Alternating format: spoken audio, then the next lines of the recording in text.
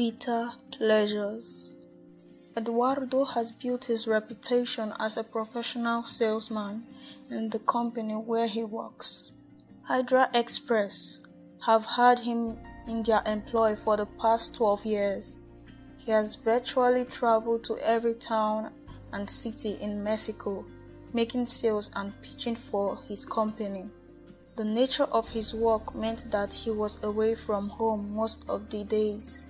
He had a wife, Teresa, who had been married to him for 13 years. Their first and only child died a year after his birth as a result of a respiratory infection. Since then, Teresa wasn't able to conceive again.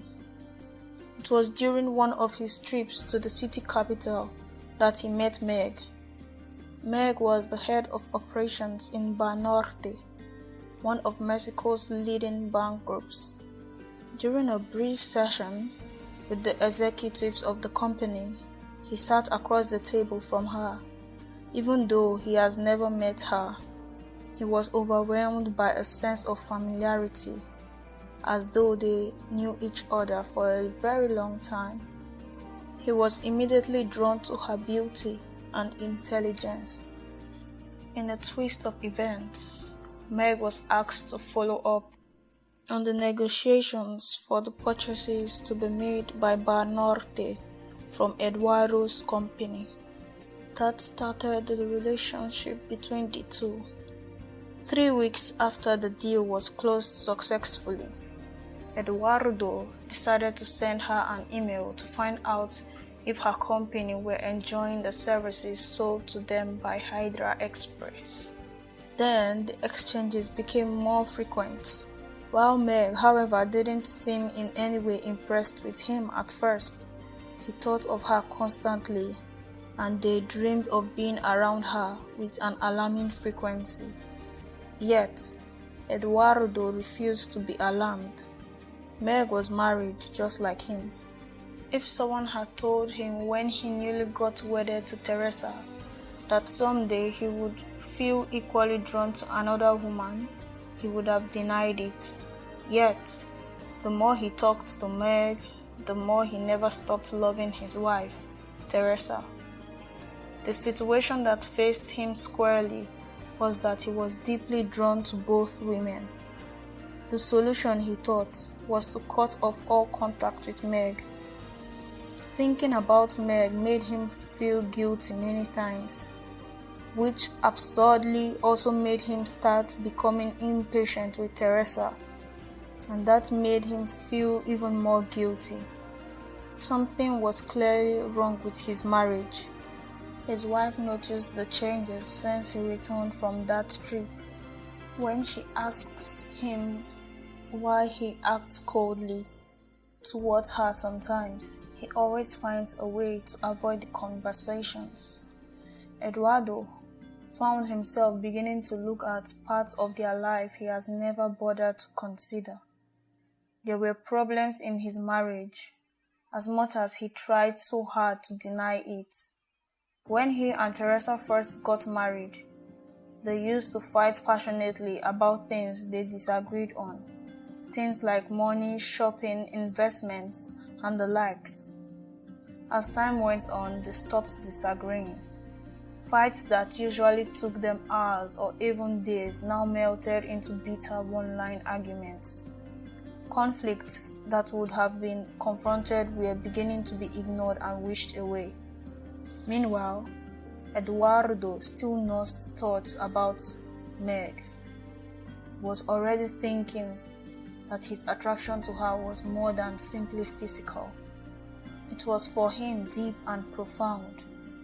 Considering who he was in his local church and the kind of friends he had in his circle, he told none of his closest friends. He knew what will follow such revelation, a sharp and prompt rebuke, but he couldn't hold it any longer. Exactly 4 months after their first meeting, he sent Meg an email that read, "I have been thinking so much about meeting you again. How about next week?" Her reply came in few minutes later. "Sure." I will be in Puebla next week Thursday for a conference. That will be a good time to see you. Coincidentally, Teresa was also going to spend 2 weeks with her parents in Guadalupe. The prospect of physical infidelity suddenly became very real to Eduardo. He had not expected that Meg would consent to the meeting. A part of him, though a tiny part, hoped that seeing Meg should only end in a brief period of pleasant exchanges and a beautiful company, with nothing intimate in any way. His warning signals were activated. He sensed that he was moving too fast, crossing a boundary, yet he tried to silence the voice in his head and the scriptures that played in his mind. But a man who commits adultery has no sense. Whoever does so destroys himself. When Meg finally arrived that evening, after they had finished the session of conference for that day, they were both excited to see each other. They both laughed and embraced awkwardly. The chemistry was not what he had expected. It felt magical. He could perceive the scent of her skin and hair. The wetness of her breath against his neck gave him shivers, and the warmth of her breast against his chest as they embraced made him weak at the knees. They had barely ever had any physical contact. In fact, this was the first time they were meeting on a personal note, and here she was, pressing the length of her beautiful and slender body against his muscular frame. He immediately let go of her.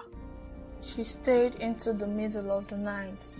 They talked with so much ease that must have startled them both.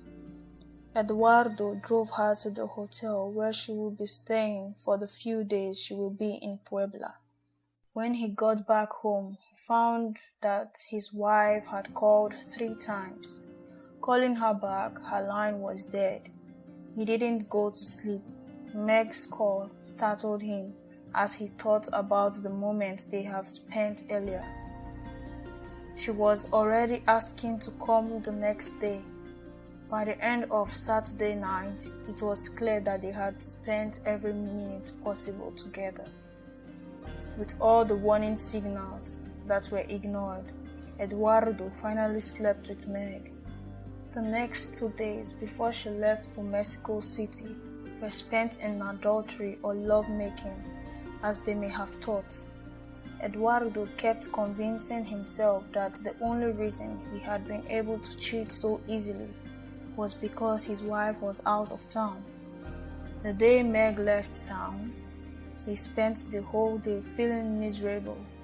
He tried so hard to move on and pretend that this was a smear that could easily be swiped. But deep down, he realized that he has broken a trust and crossed the line. The guilt was heavy in his heart. The pleasure had left a bitter taste in his mouth. How do I end this? He thought.